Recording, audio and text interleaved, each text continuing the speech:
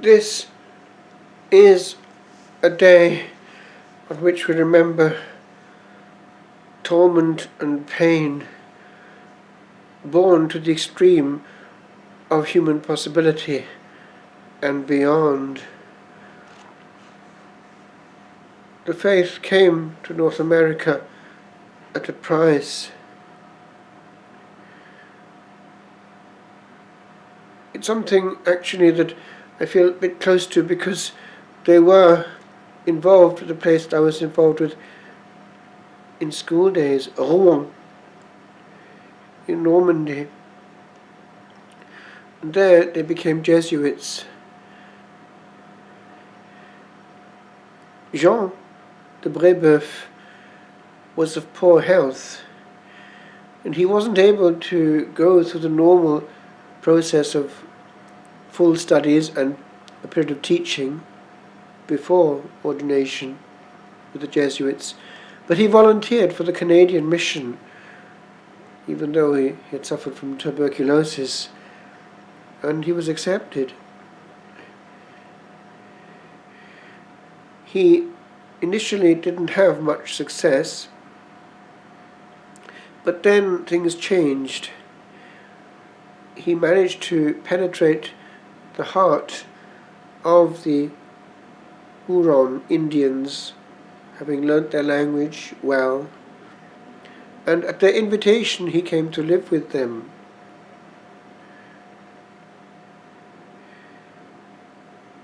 From 1633 until his death, he did have pastoral success and was able to baptize many and found schools.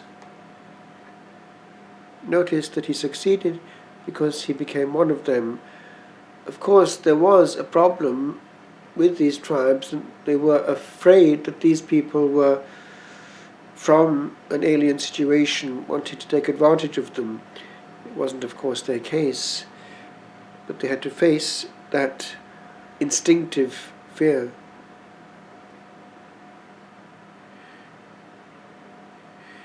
Superstition, violence, and even cannibalism were among the obstacles that he had to face.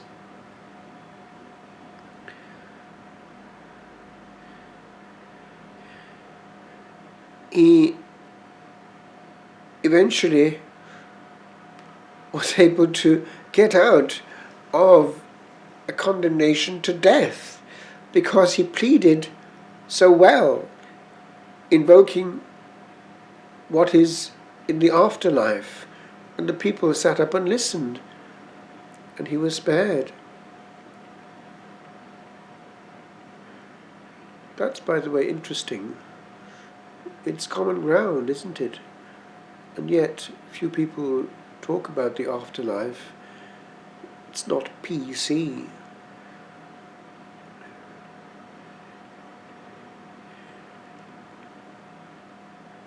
In 1646, his companion, Isaac Jogues, who was also formed at Rouen as a Jesuit, was killed by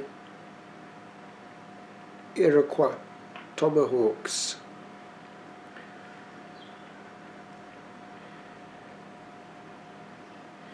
Now, there is a problem with this tribe. They were very hostile to the Huron tribe that Jean de Brébeuf was involved with.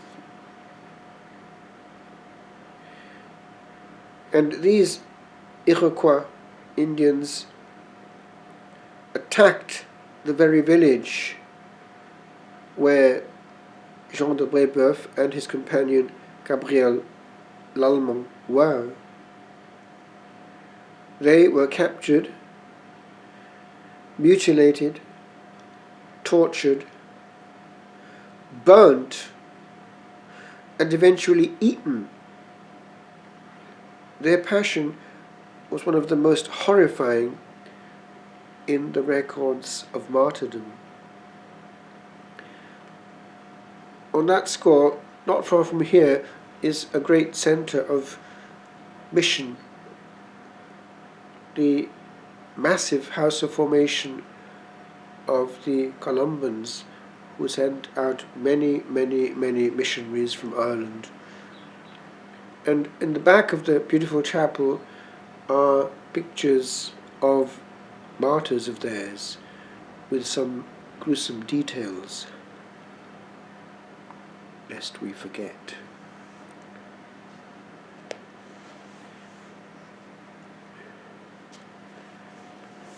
Isaac Jogues is a model priest.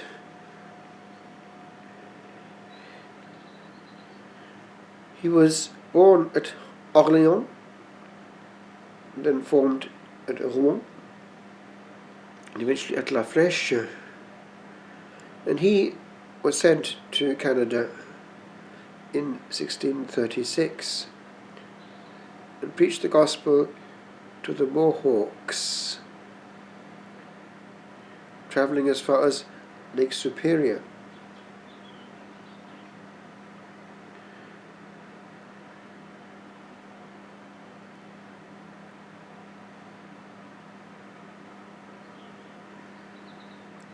In 1624, he set out from Quebec on a mission of mercy. Now, this was not directly to preach, but to help to the Hurons, who were suffering from famine and disease. The expedition reached its destination, but on the return journey it was ambushed, notice, by the Iroquois, enemies of these Hurons. Isaac Jogues and his assistant were beaten with knotted sticks, had their hair, beards, and nails torn out, and their fingers mutilated. Notice that bit, their fingers mutilated. It's going to be important in the story.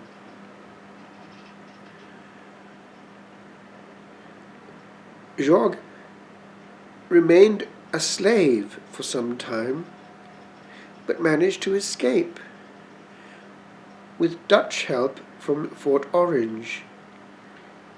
He then returned to France. Now, he was completely mutilated in those very limbs that were so important for a priest, and he wasn't therefore able to celebrate Holy Mass. It wasn't allowed. He had a deep desire to celebrate again, and wrote personally to the Holy Father, asking for a dispensation. I think the initial reaction was somewhat reticent, and then something happened to make the Pope inquire more. And when he found the details, he wrote a warm personal letter to this saint, giving him the dispensation. The following morning, the saint went up the altar steps, and with the fervour of his first Mass, said again, Intro ibo ad altare Dei, ad Deum qui letificat juventutem meam, and with great fervour celebrated with his mangled limbs. And then he asked if he could go back, knowing probably what was awaiting him, and his superiors let him go. So in 1644 he returned to Canada and worked near Montreal. He was sent on a peace mission, notice, to these very Iroquois.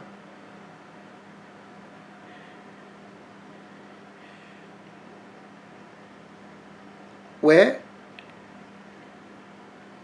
in this place now in the province of New York itself, Orisville, he had been earlier on captured. Now, he left a box of religious objects behind him. This, however, was wrongly believed by the Indians to be the cause of crop failure and sickness, which happened to ensue soon after. The Bear clan of the Mohawks invited him to a meal and killed him with tomahawks. They cut his head off and set it up on a pole. This took place on the 18th of October, that's yesterday. And because that is the feast of St. Luke, the feast of these martyrs of North America is today.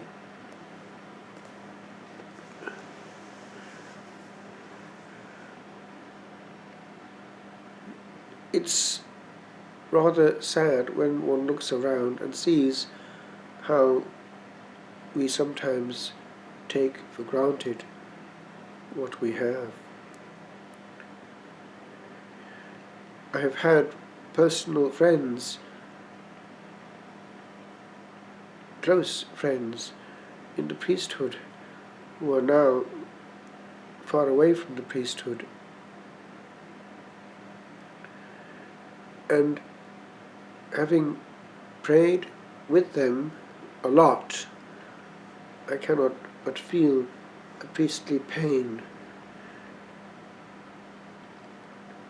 I remember hearing this years ago from my novice master in France. Someone who had actually been part of his life as a young man came back. I believe that he had not been ordained, but had got married, but had been close to ordination. But his comment was, one talks about the pleasure of marriage. What is that compared with the joy of celebrating Holy Mass every